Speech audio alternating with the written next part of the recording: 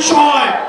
আজকে 8 মাস পরে এসেও আমাদের দেশের অনেক রাজনৈতিক দল, অনেক রাজনীতিবিদ আমাদেরকে বারবার করে মনে করিয়ে দেয় আওয়ামী লীগ নাকি রাজনৈতিক দল, এবং এই রাজনৈতিক দল নিয়ে সিদ্ধান্ত আসার এখতিয়ার নাকি তাদের নেই।